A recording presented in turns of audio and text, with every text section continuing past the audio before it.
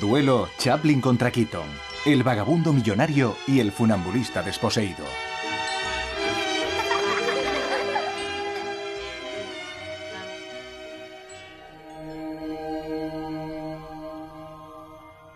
Había una vez... no, mejor dicho, hubo en 2 ocasiones 2 hombres, 2 genios del humor, que conocieron un éxito mundial fulgurante a muy temprana edad. Charles Chaplin y Buster Keaton, el vagabundo bailarín y el acróbata impasible. 2 gigantes de la edad de oro del cine mudo, 2 cómicos rivales en constante lucha por el título del rey de la comedia. Los 2 comenzaron en el Music Hall para recalar en la industria cinematográfica en su momento de mayor apogeo. Ambos crearon escuela, tenían estilos diferentes, idearon 2 universos propios que sedujeron a generaciones de fans acérrimos dispuestos a llegar a las manos para defender la supremacía de su ídolo.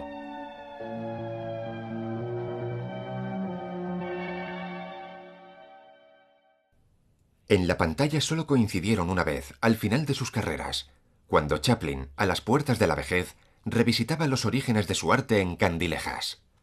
Corría el año 1952, y Keaton hacía tiempo que había caído en el olvido hollywoodiense. Era una figura en decadencia, un genio acabado, y sin embargo, el compañero ideal para un último tour de force. If anybody else says it's like old times, I'll jump out the window. First the doorman, then the call boy, now the stage manager. Me, Boston. Well, it's like old times seeing you here again. Put it on your wallpaper. Yeah, I'll be down watching the other acts. ¿Cómo llegaron hasta aquí? 30 años después de la edad de oro del cine mudo, Chaplin sigue al mando. Produce, escribe, dirige, compone la banda sonora y protagoniza su película. Keaton es un actor secundario, una leyenda de capa caída, cuya aparición en el film es ya de por sí un símbolo del camino recorrido. A partir de aquí, hay que rebobinar la película para remontarnos a los orígenes de nuestros 2 gigantes, nacidos a finales del siglo XIX. Uno inglés, criado en uno de los barrios más pobres del Londres de 1887. El otro estadounidense, nacido en 1895 en Kansas, donde recalaron sus padres saltimbanquis de gira por el país. Desde los 3 años, el pequeño Buster participa en el número familiar realizando saltos y acrobacias.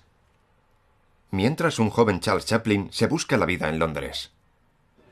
No puede contar con sus padres, un cómico alcohólico y una artista del Music Hall víctima de recurrentes ataques de locura. Para ganarse la vida y no acabar en un siniestro orfelinato, Charles y su hermanastro Sidney prueban suerte en el Music Hall y el teatro.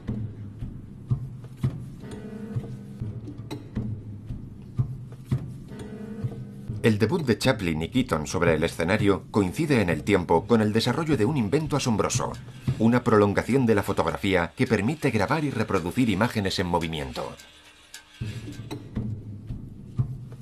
Durante los primeros años del siglo XX, lo que comenzó como una curiosidad científica se transforma rápidamente en una atracción de feria que no tardará en industrializarse. Hollywood, cuando llegó Chaplin, no era el centro de la producción cinematográfica que es ahora. Hollywood era el paraíso en la tierra. Pero entonces comenzaron a surgir extrañas estructuras, decorados, plataformas de madera, y había gente que no paraba de gritar. Se oían disparos, golpes.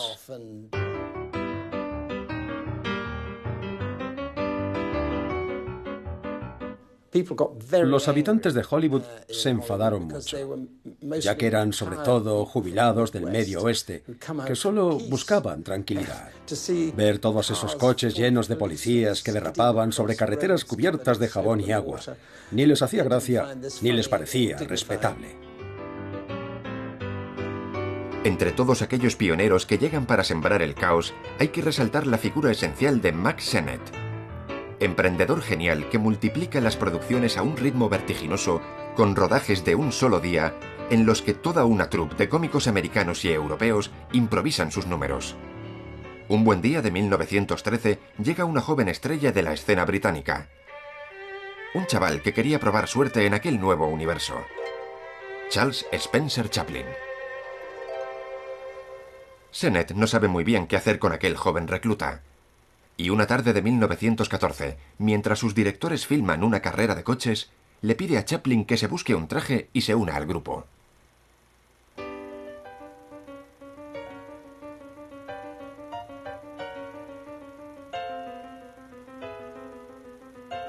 Así nace su silueta inmortal, un poco por azar, pero con el poder de seducir inmediatamente al público de los Nickelodeones. Salas de cine donde por 10 centavos se podía descubrir los últimos caprichos de los pioneros californianos. En 1915, Chaplin deja a Sennett y comienza a encadenar película tras película. Va afinando su personaje con un éxito cada vez mayor. Era una industria recién nacida, y si tenías la habilidad de hacer buenos gags, te aceptaban muy rápidamente y subías como la espuma. Además, no era el director el que estaba a cargo de las comedias. Eran los mismos cómicos los que tenían el poder. Y sí, había una gran rivalidad entre ellos. En 1917, Fatty Arbuckle es el único cómico capaz de hacer sombra a Chaplin en el corazón del público. Y es precisamente con Fatty con quien Keaton da sus primeros pasos en el celuloide. Iba al cine cuando estábamos de gira. Me gustaba, pero cuando Fatty Arbuckle me preguntó si había salido alguna vez en una película, le dije que ni siquiera había estado en un estudio. Me contestó, acércate un día y prueba conmigo a ver si te gusta. Y la verdad es que me gustó todo.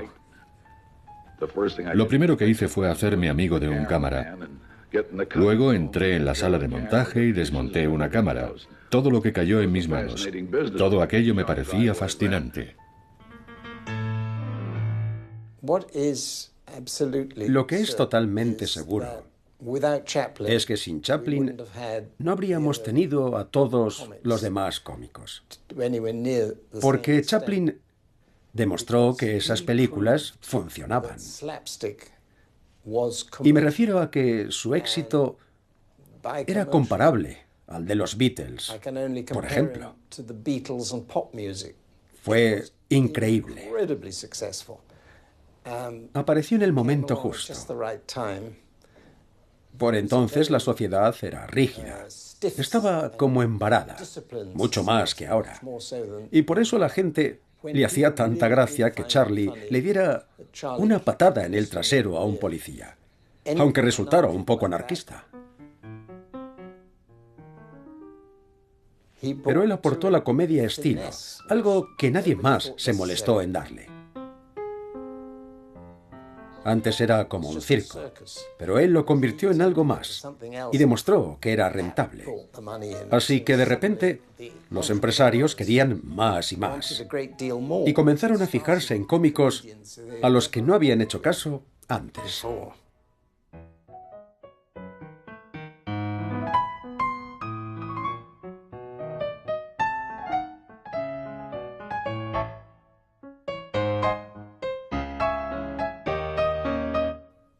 Chaplin rueda sus primeras películas en 1914. La industria cinematográfica en Europa no existe.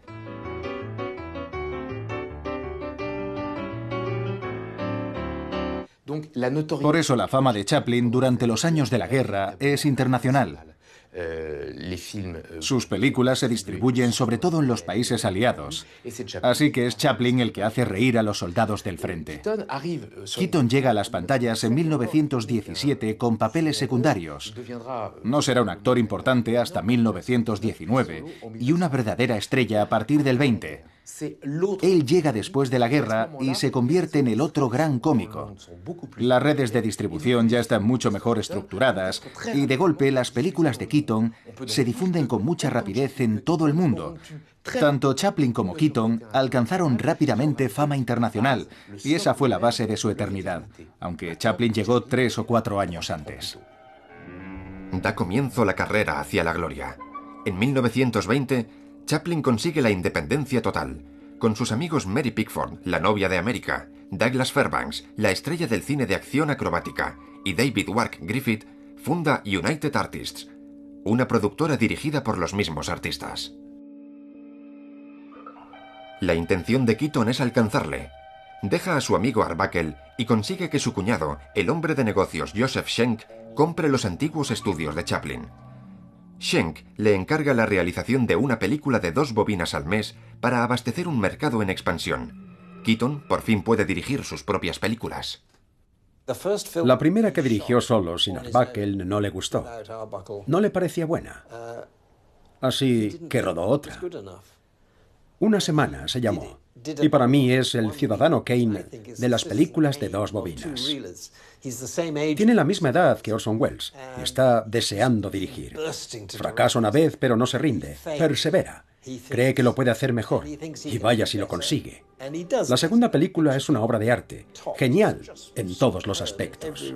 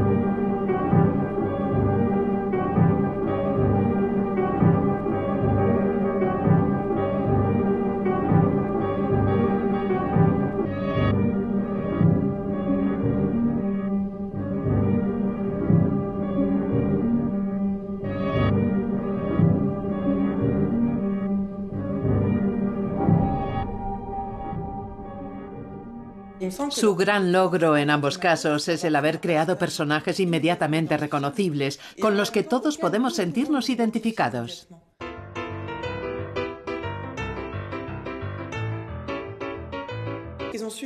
Los dos supieron compaginar la precisión, tanto física como psicológica, con los trazos casi caricaturescos. Es como si se tratase de un esbozo, logrando así personajes universales. Nuestro invitado esta noche es Charles Chaplin. ¿Puedo interrumpir? Llámame Charlie.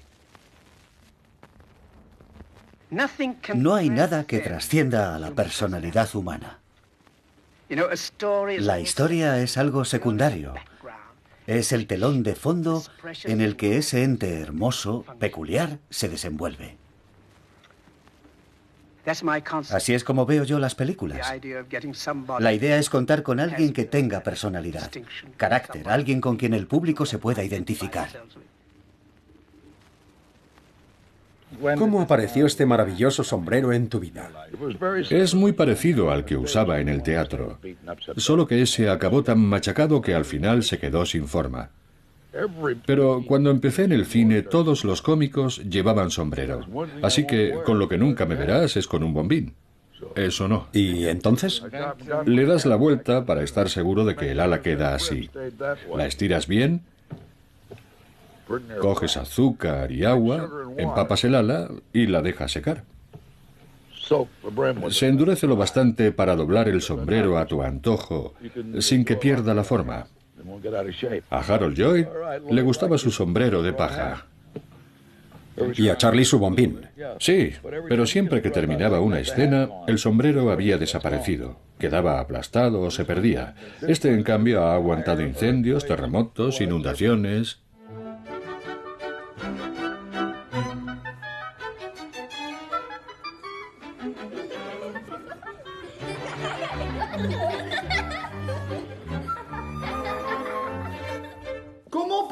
¿Cómo estar seguros de que el público, no solo el de una tarde, sino el público en general, se reirá exactamente cuando tú quieres?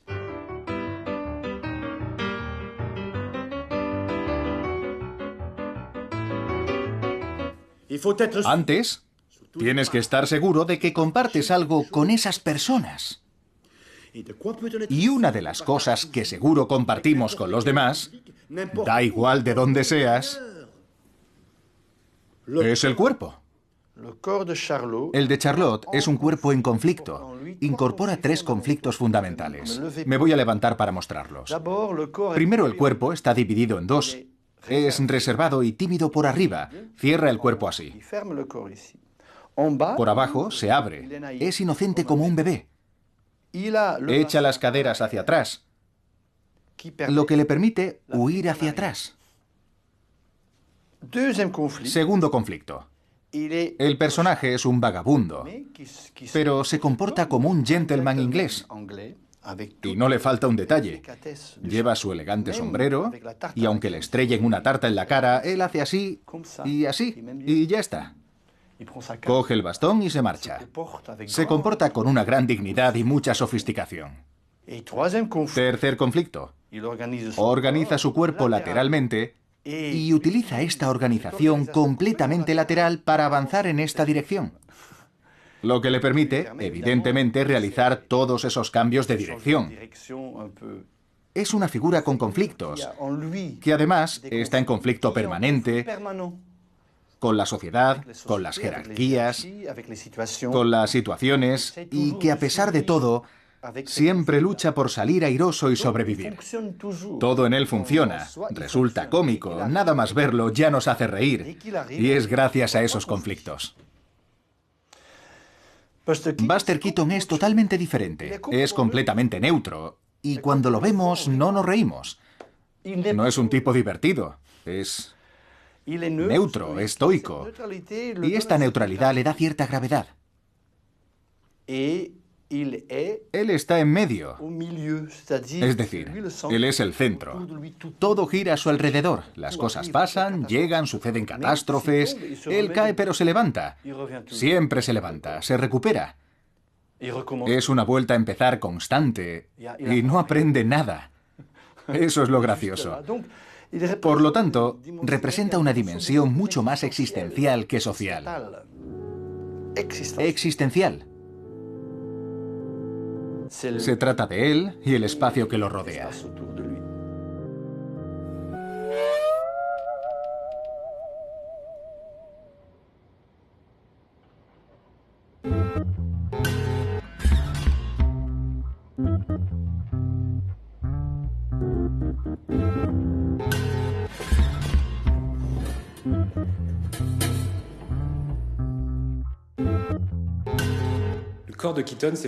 El cuerpo de Keaton es como un proyectil.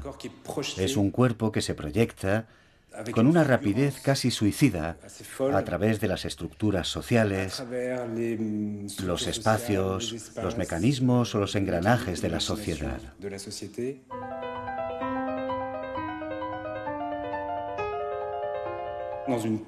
Y lo hace con una fuerza incomparable. Keaton es un acróbata. Esa es su formación. Y es también un inconsciente, un loco. Se rompió todos los huesos del cuerpo a lo largo de su carrera.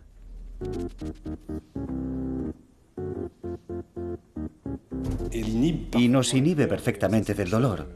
Es una de las cosas más asombrosas, ver cómo todos nos reímos a carcajadas de unos accidentes terribles. Es un cuerpo arrojado al mundo, en movimiento constante. Se lanza, se recupera, se precipita contra todo a una escala que en las comedias de su época nadie osa imitar. La escala es la de los grandes espacios, las máquinas enormes, barcos, trenes, pueblos enteros. En Cops, la acción se desarrolla dentro de un pueblo que prácticamente se le viene encima.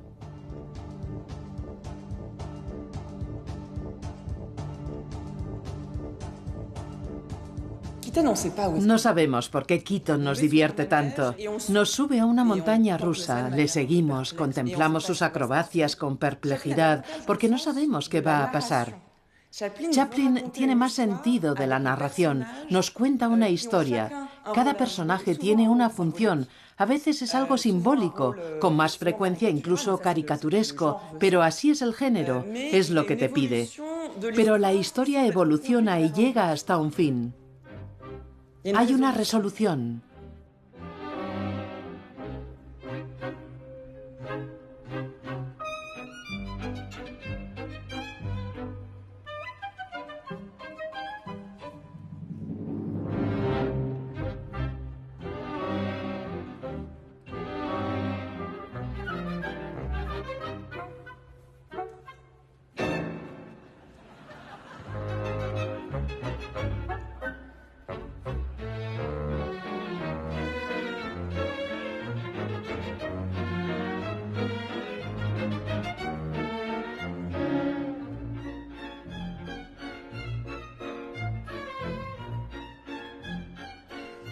En las películas de Chaplin siempre hay un proyecto narrativo, panfletista, militante e idealista que denuncia los abusos de la sociedad y sus gestos. Todos tienen una dimensión metafórica en relación con esos abusos. En Keaton yo no veo metáfora alguna en sus gestos. Veo a un hombre que está atrapado en las estructuras mecánicas, en los engranajes sociales, posiblemente oprimido, pero se trata más bien de un baile entre dos. No siento que haya un conflicto real.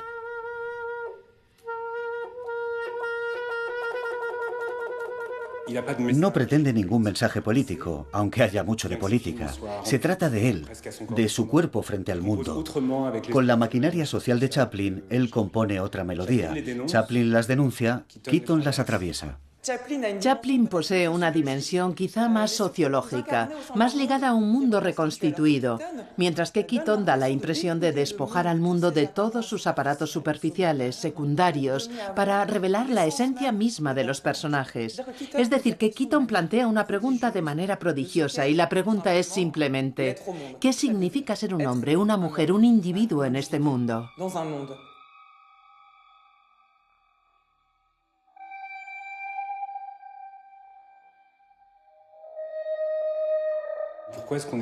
¿Por qué el cuerpo de Keaton tiene ese poder hipnótico? Tiene una explicación científica bien conocida. Un cuerpo en movimiento sobre la pantalla moviliza también el cuerpo del espectador. Y cuando digo que lo moviliza, es algo real. Conocemos la función de las neuronas espejo que se activan en el córtex premotor cuando vemos un gesto. Cuando vemos un movimiento, nuestro córtex premotor visualiza las órdenes motrices necesarias para realizar ese mismo gesto, aunque sin llegar a efectuarlo. Pero sí diseña un mapa del movimiento desde un punto de vista eléctrico. Por lo tanto, cuando lo contemplamos, vemos ese cuerpo que se proyecta a velocidades locas en ese baile suyo con el mundo, y en realidad nosotros también nos movemos virtualmente. Y por eso salimos cansados del cine después de ver una película de Keaton. O por eso nos apetece hacer el loco como él. A comienzos de los años 20, tanto Chaplin como Keaton son artistas independientes. Tienen estudios propios y libertad absoluta. Pueden gastar el dinero que consideren necesario en sus proyectos. De golpe se encuentran durante al menos 4 o 5 años viviendo una época dorada, quizá con Harold Lloyd, que es la otra gran estrella del momento. Pero en el fondo, ellos dos son los grandes maestros de la comedia.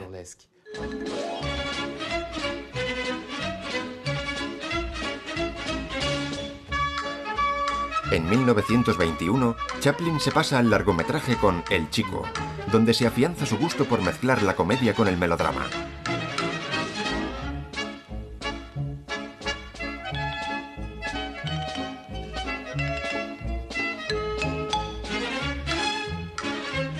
En 1923, Keaton realiza su primera película de 5 bobinas, Las Tres Edades, una fantasía histórica donde mezcla la prehistoria, la Roma antigua y la actualidad.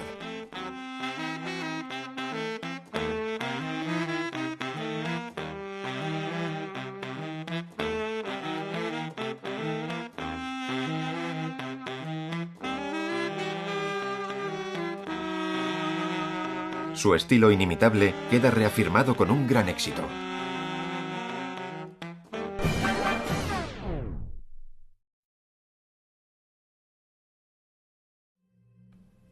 Los dos jóvenes alcanzan casi al mismo tiempo la cima de su arte en un momento en el que su rivalidad amistosa está en todo su apogeo.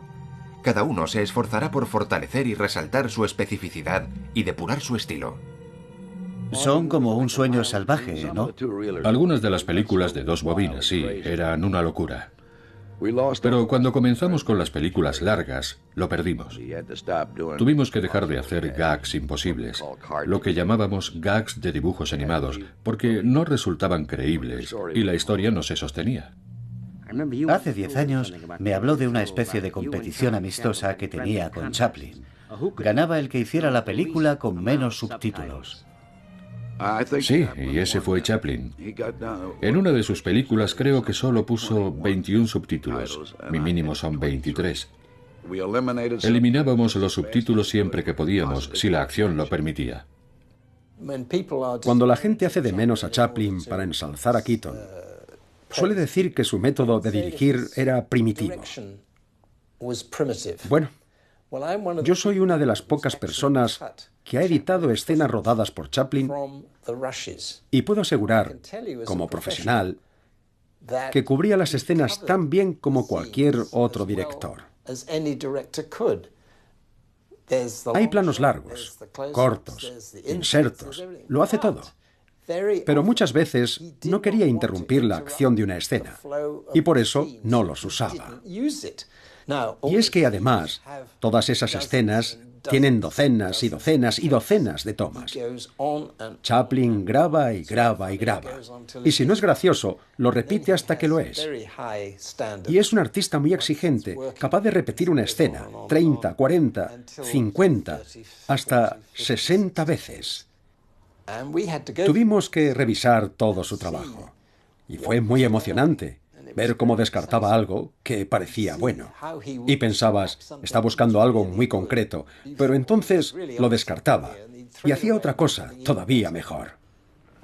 Bueno, nunca preparaba nada con antelación. Yo llegaba al estudio. Comenzábamos temprano con la fresca, con un montón de electricistas feos que me miraban como diciendo, ¿qué irá a hacer este ahora? Llegas y te pones a trabajar y te emocionas con una idea, y de la emoción llega la invención. Y creo que todo trabajo creativo es fruto de la emoción y del entusiasmo. Era lo que más teme la industria del cine. Un tipo que no sabe lo que está haciendo. Nadie jamás acusaría a Chaplin de algo así. Y sin embargo, es totalmente cierto. En nuestros largometrajes, ni Chaplin, ni Harold Lloyd, ni yo tuvimos nunca un guión. Ya sé que parece algo imposible hoy en día, pero a nosotros nunca se nos ocurrió escribir un guión. No nos hacía falta. Yo tenía a 3 tíos dedicados a idear historias. Chaplin creo que lo mismo, y Lloyd tenía 5 o 6. Y en cuanto encontrábamos algo que nos gustaba, decíamos, esto es un buen comienzo. ¿Cómo acaba? Entonces encontrábamos un buen final y ya estaba. Nunca nos preparábamos lo que ocurriría en medio. Trabajábamos con la idea de que esas tomas surgirían solas. Nos preocupaba tener un buen comienzo y un buen final.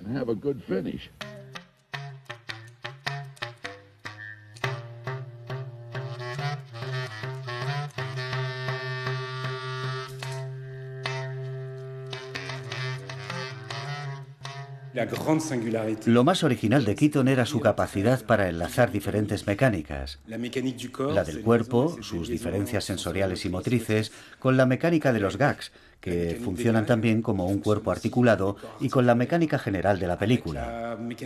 El famoso gag del campo de tiro es un buen ejemplo de esta mecanización keatoniana. Keaton debe demostrar su capacidad de tirador de élite y el éxito de su plan quedará patente por el sonido de una campana. Pero es un desastre y tiene solo unos minutos para revertir esa incompetencia. Para ello, construye un mecanismo disparatado que convierte su incompetencia en supercompetencia.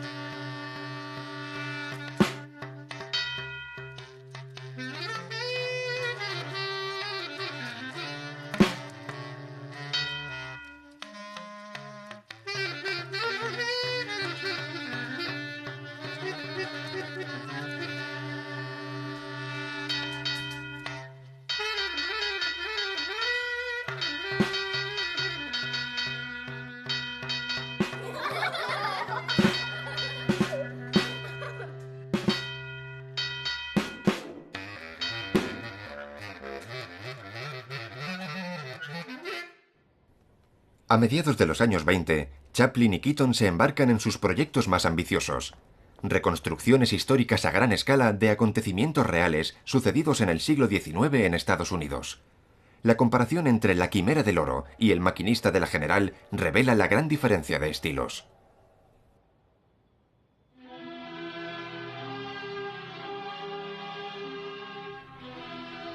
Vemos a través de estas dos películas dos conceptos diferentes del realismo. En Chaplin se trata de un realismo social, comprometido. Tras dirigir la película una primera vez en exteriores, desecha casi todo el material rodado y comienza de nuevo, desde cero, pero esta vez en un estudio.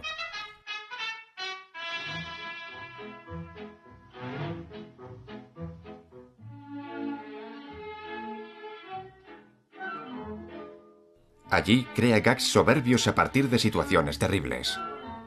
El hambre, la muerte que acecha en un lugar inhóspito, y sin embargo consigue expresar toda su fe en la naturaleza humana al mostrar la solidaridad sin condiciones que une a unos personajes hoscos y aventureros.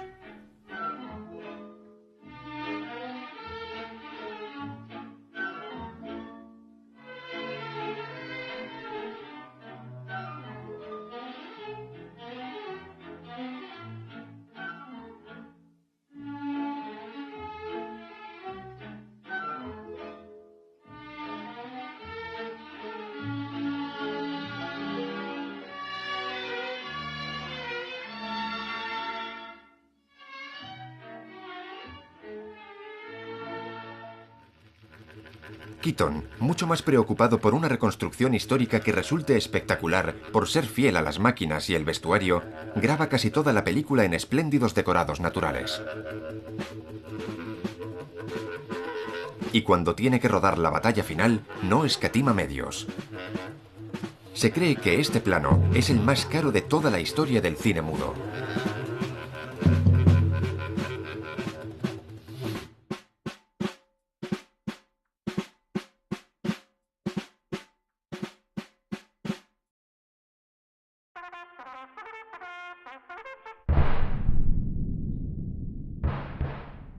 Pero el realismo lo encontramos quizá en donde menos se espera.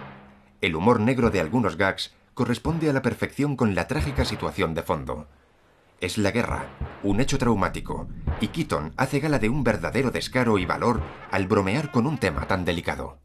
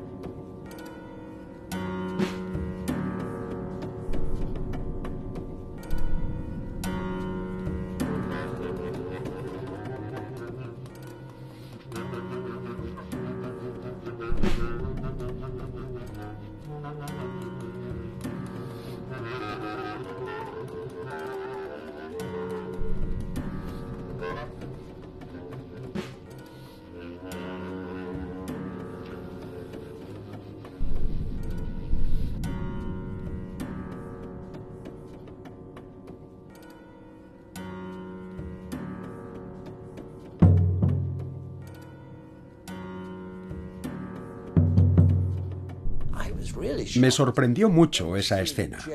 Jamás había visto que se bromeara con la muerte en una comedia. Desconcertó un poco a los críticos y no tuvo una gran acogida. Creo que por aquel entonces el público aún sentía demasiado cercana la guerra civil. En Estados Unidos todo lo mueve el dinero. Y la industria del cine no es diferente, por supuesto. Si ganas suficiente dinero, puedes hacer lo que quieras. Pero en cuanto el dinero empieza a escasear, la cosa cambia. Y te presionan como si tuvieras la llave para hacer fluir el dinero. En esa época, los grandes estudios adquieren sus estructuras definitivas y se convierten en entes superpoderosos que controlan tanto la producción como la distribución. La independencia de los pioneros corre el riesgo de convertirse en un hermoso recuerdo.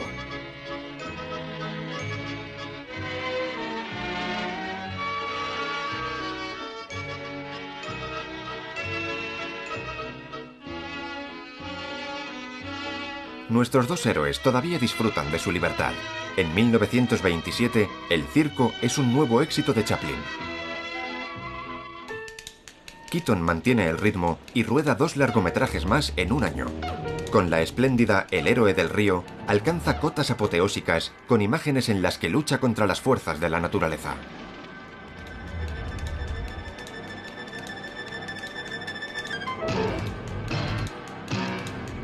En ese momento, una nueva tormenta se gesta sobre Hollywood. Al Jolson triunfa con El cantante de jazz. Comienza la revolución del cine sonoro.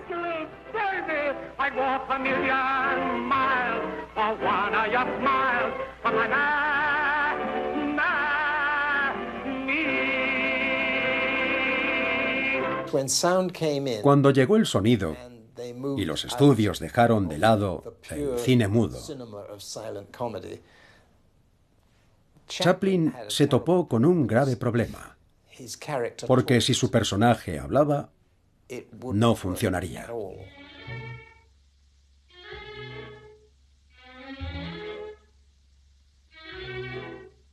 Chaplin resiste y se embarca en un nuevo proyecto a contracorriente de la tendencia dominante.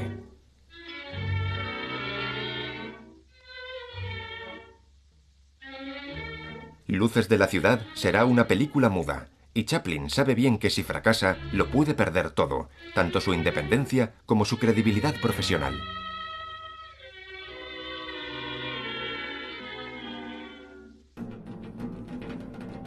La situación de Keaton es todavía más frágil. Su productor y cuñado, Joseph Schenck, vende todas sus participaciones y los derechos de sus películas a la Metro-Goldwyn-Mayer. Keaton pasa a ser un simple empleado del estudio, obligado a vérselas con diferentes colaboradores y consejeros que pretenden mejorar su trabajo multiplicando las reuniones y las interferencias. Él se resiste. La película The Cameraman, en 1928, será su última obra de arte, y no es una coincidencia que interprete a un joven operador de cámara que se enfrenta a la incomprensión de sus jefes.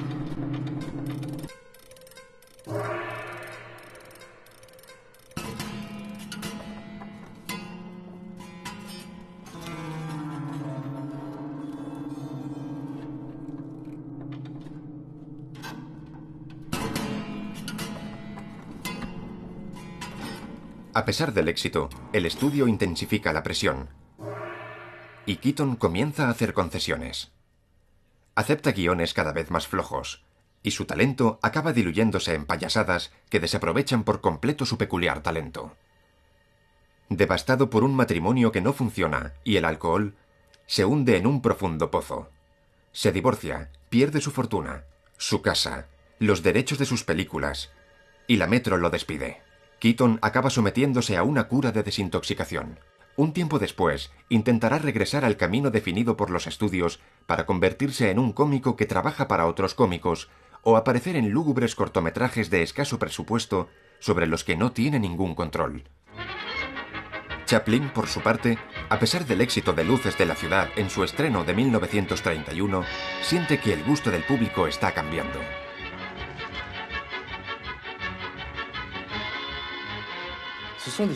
Ellos incrementan el caos en un sistema ordenado. Son artistas que consiguen crear su propia dinámica y a los que acabamos asociando con aquello que imaginan. Ese aspecto, que no es revolucionario ni anarquista, va a quedar sepultado por la llegada de la industria. Hay que producir rápido, hay que producir mucho, llega el sonido. Cada vez hay más técnicos alrededor del actor que está más y más limitado.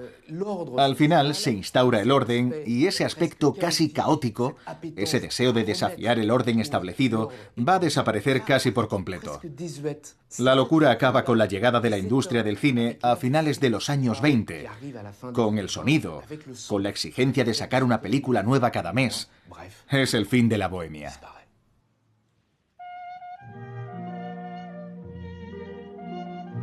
La independencia de Chaplin molesta cada vez más, tanto en el plano profesional, por su forma de mantener el tipo ante los dictados de los grandes estudios, como en el plano de las ideas que defienden sus películas.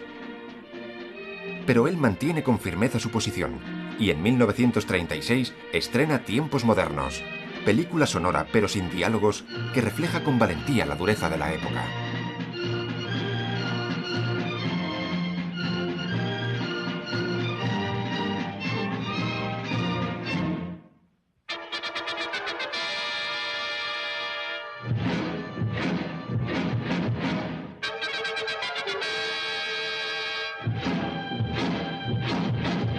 Tiempos Modernos es recibida con gran entusiasmo por el público de siempre, pero el odio contra él aumenta en igual proporción. La película es tachada de comunista por la derecha estadounidense. A finales de los años 30, el mundo se ha convertido en un lugar polarizado, y Chaplin en su siguiente proyecto elige atacar al tipo que le ha copiado el bigote, Adolf Hitler.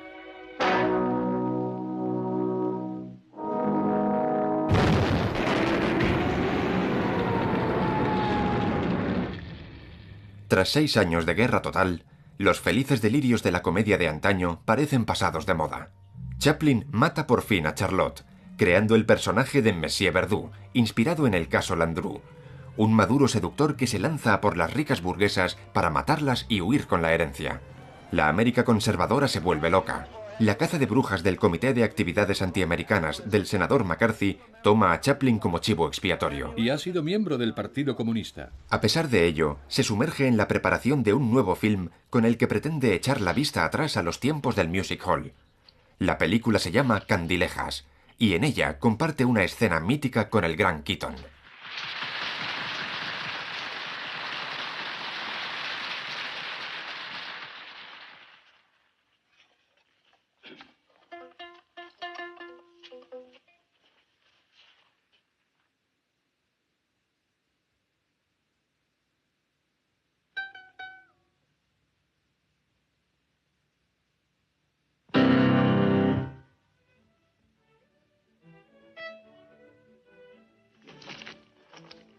A comienzos de los años 50, el mundo y el público han cambiado, al igual que su relación con el cine.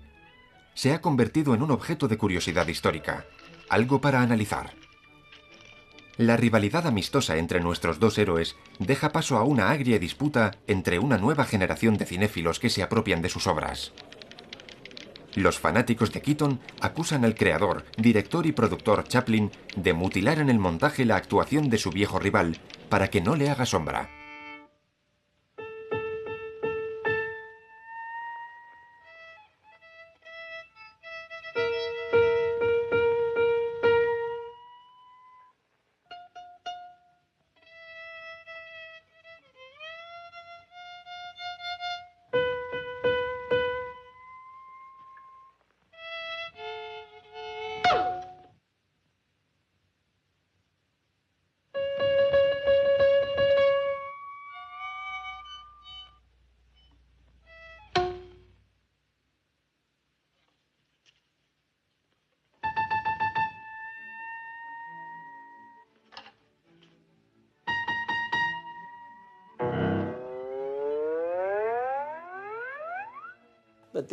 Pero la idea de que Chaplin saboteara a Keaton es totalmente ridícula, porque esta es la película de Chaplin. Él es el director. Quiere que todo salga lo mejor posible. Así que, si Keaton no estaba fino, Chaplin se preocuparía mucho. Pero no fue así. Estuvo inspirado.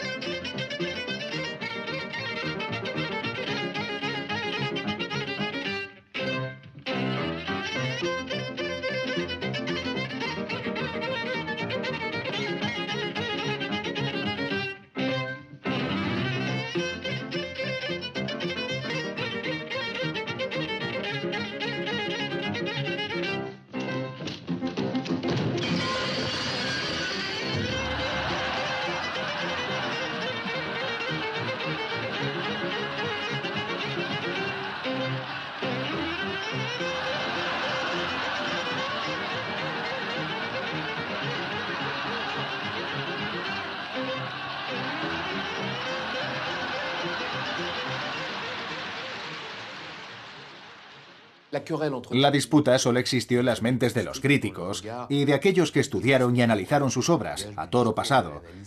Chaplin no analiza a Chaplin y Keaton no analiza a Chaplin. Simplemente son Chaplin y Keaton. En realidad, Chaplin invita a Keaton a aparecer en la escena porque solo Keaton puede compartir esa escena con él. On behalf of my partner, myself,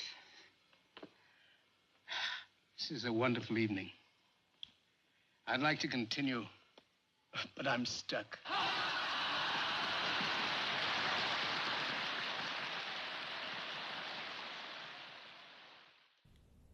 A Keaton, en realidad, no le va tan mal en aquella época como cuenta la leyenda. Se gana bien la vida, va alternando papeles secundarios en el cine, trabaja en publicidad y en televisión. Se compra un rancho en el Valle de San Fernando, donde disfruta de la tranquilidad en compañía de su mujer Eleonor.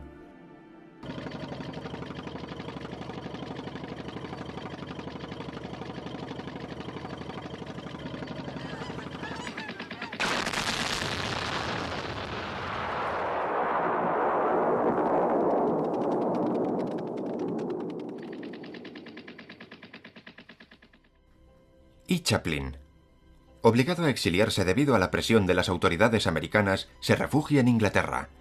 Luego se convierte en ciudadano suizo. Se dedica a su numerosa familia y al relanzamiento de sus antiguas películas, a las que pone sonido y música. Rodará todavía Un rey en Nueva York en 1956 y 10 años más tarde La condesa de Hong Kong, con Sofía Loren y Marlon Brando. Pero ninguno de esos dos films tiene el éxito esperado, y Chaplin se jubila definitivamente en un espléndido retiro. En los viejos tiempos, el público tenía que imaginar las cosas. No creo que nadie haya sido más famoso que Mary Pickford, la novia de América, pero ella dejaba mucho a la imaginación. Había sombras, había poesía en aquellas personas. Eran seres irreales que pertenecían al reino de lo poético, de las hadas. Jamás fueron reales. Estas grandes e ilustres figuras no existían en la vida real. Era algo diferente, había... Como magia. Sí, era algo mágico. Creo que ahora sabemos demasiado de las personas. En los años 60, Chaplin regresó a Inglaterra y tuvo que explicar a las jóvenes generaciones qué era un vagabundo. Después, y gracias en parte a la señora Thatcher, habría muchos, claro. Creo que se contaban por decenas de millares. Pero en aquel momento, en los 60, eran algo desconocido, lo que resulta realmente extraordinario.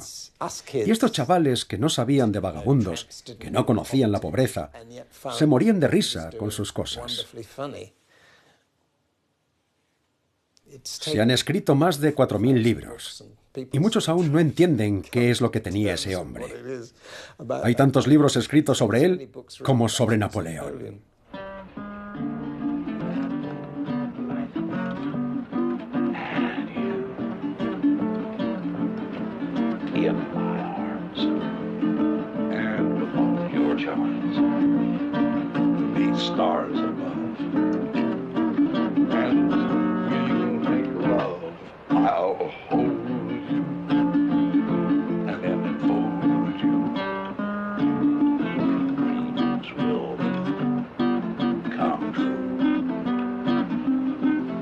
Just give me a June, the moonlight,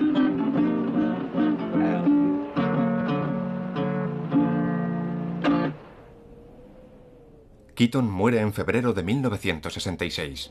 Chaplin en la noche de Navidad de 1977.